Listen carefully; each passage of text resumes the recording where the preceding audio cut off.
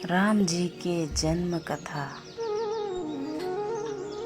एक समय की बात है, अयोध्या के महाराजा दशरथ ने पुत्र प्राप्ति के लिए यज्ञ रखा। इस यज्ञ के लिए राजा दशरथ ने अपनी चतुर गिनी सेना को काले कान वाले घोड़े को छोड़ने का आदेश भेजा। उनकी इच्छा थी कि इस महान यज्ञ में हर कोई शामिल हो, इसलिए राजा ने सभी ऋषि मुनियों व विद्वान पंडितों को आमंत्रण भेजा। निर्धारित दिन पर महाराजा दशरथ अपने दोस्त गुरु वशिष्ठ, श्रृंग ऋषि, अन्य विद्वानों को साथ यज्ञ मंडप में पहुँचे। इसके बाद विधिवत रूप से यज्ञ की शुरुआत हुई। मंत्र उच्चारण और पाठ जैसे सभी विधि विधान के साथ कुछ घंटों में यज्ञ पूरा हुआ। राजा दशरथ ने फिर सभी ब्राह्मणों, विद्वानों व अतिथियों को उपहार में धन और गाय आदि देकर आदरपूर्वक विदा किया। उस यज्ञ में प्रसाद के रूप में खीर बनी थी। उस प्रसाद में पुत्र प्राप्ति का आशीर्वाद था, जिसे खाने के बाद तीनों रानियां गर्भवती हो गई।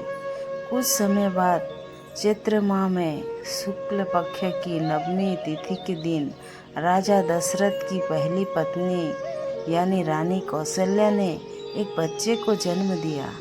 उस बच्चे के चेहरे में इतनी रौनक थी कि हर कोई देखकर समझ जाता था कि वो आम बच्चा नहीं है। इसी तरह राजा की दूसरी रानी कैकेयी ने एक पुत्र और तीसरी रानी सुमित्रा ने 2 पुत्र को शुभ नक्षत्रों में जन्म दिया। राजा दशरथ का महल और नगर 4 पुत्रों के जन्म से खिलखिला उठा। चारों तरफ आनंद और जश्न का माहौल था। पूरी प्रजा खुशी से गांव झूम रही थी। इस खुशी को देखकर देवता भी फूलों की वर्षा करने लगे। इस यज्ञ में शामिल होने के लिए कई ब्राह्मण भी पहुँचे और राजा दशरथ के बेटों को आशीर्वाद दिया। खुशी से झूम रहे राजा दशरथ ने ब्राह्मणों को खूब दान दिया। फिर अपनी खुशी जाहिर करने के लिए उन्होंने प्रजा व दरबारियों में भी धन, रत्न और आभूषण बंटवाए। समय आने पर सबकी मौजूदगी में चारों बालकों का नामकरण भी किया गया। महर्षि वशिष्ठ ने उनका नाम रामचंद्र, भरत, लक्ष्मण और शत्रुघ्न रखा। वक्त बीतता गया और धीरे धीरे ये चारों बालक बड़े हुए। इन चारों में राम अपने तेजस्वी गुणों के कारण प्रजा को अधिक प्रिय लगने लगे।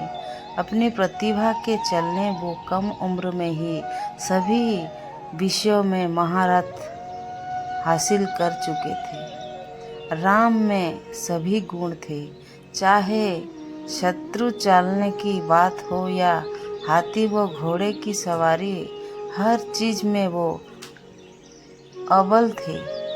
साथ ही वो माता पिता का वो गुरुओं भी खूब सम्मान करते थे। उनके गुणों के कारण बाकी के 3 भाई भरत, लक्ष्मण और शत्रुघ्न भी उनके काफ़ी कुछ सीखते हैं। जब भी महाराज अपने चारों पुत्र को एक साथ देखते, उनका मन आनंद से भर उठता था। राम में मौजूद गुणों के कारण उन्हें श्री राम और भगवान राम तक कहा जाने लगा। आगे चलकर राम के जीवन पर 2 पवित्र ग्रंथ लिखे गए, रामचरितमानस और रामायण। कहानी से सीख, व्यक्ति के गुण ही उसे पहचान दिलाते हैं। अगर गुण और संस्कार अच्छे हो तो वो भगवान तुल्य हो जाता है।